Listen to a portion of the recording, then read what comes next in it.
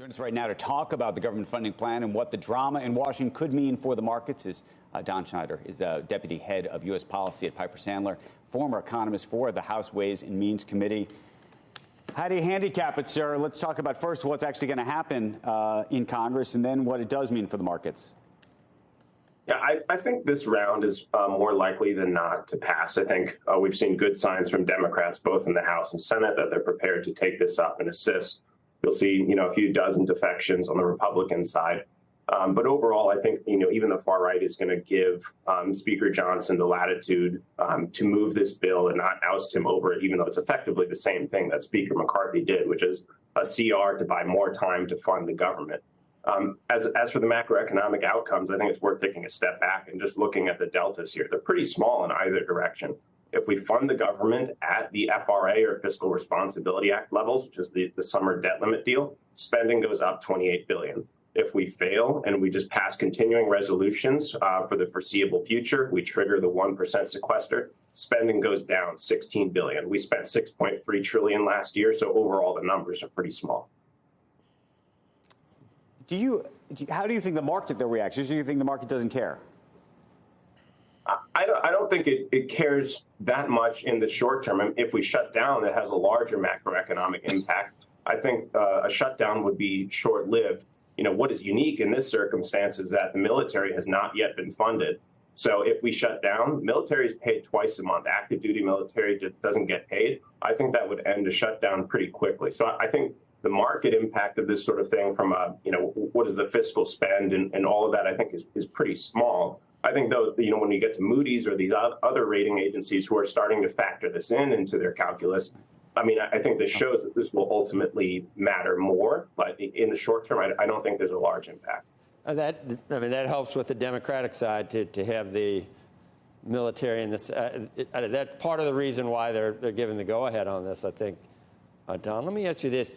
We had the speaker on, and he said that the days of the omnibus Christmas Eve bill, that this means it's not going to happen anymore. Is that what this means? It would be good if it didn't, a lot of people think. Does this change the rules of the game and how things are done permanently? I think that's the only selling point he has in effect, which is that you punch some deadlines into the new year. So you don't have a holiday backstop. I think that, that is a reasonable thing. Then the other is by putting 4 appropriations bills on one deadline and 8 on the other, is that in theory you can force the Senate to negotiate bill by bill and get some sort of spending concessions. But I think the strategy ultimately is doomed to fail in the sense that what House Republicans want is to fund the government below the levels they already agreed to in June. So I think they really have 2 options, which is just fund the government at the levels that they've already agreed to, or shut the government down, ultimately lose in this fight, and then fund the government anyway. Well, he can't change the makeup of his caucus, so that's just facts are facts, and the executive branch and the Senate are both in the Democrats' hands. So these are just the realities of the situation, I guess, for Johnson. Yeah, very much so. I think, and that's ultimately what the message he should be taking to his, Republican colleagues who haven't wanted to support him on these bills. That by definition, this bill needs to move through a Democratic-controlled Senate, be signed by a Democratic president. It will, by definition, be bipartisan. So, he can't cater, to getting all 217 Republican votes. It's going to be a bipartisan bill. He should take the win that they already got on the debt ceiling bill. By the way, Democrats took 2 fundamental lessons from the Obama era. One, which is if you have a recession, stimulate more than you think you need to. And 2, do not negotiate on the debt limit. Republicans got a victory. They got Democrats to negotiate. This is the final best offer, and I suggest they take it. Don, what do you think of Moodys, by the way? We didn't really actually talk about that. The market seems to have not cared so much, but maybe there's something underneath that you think we should be worried about? Yeah, so they did shift from a stable to a negative rating. Fitch downgraded, so Moodys is, I guess, moving towards joining the sort of consensus on the outlook.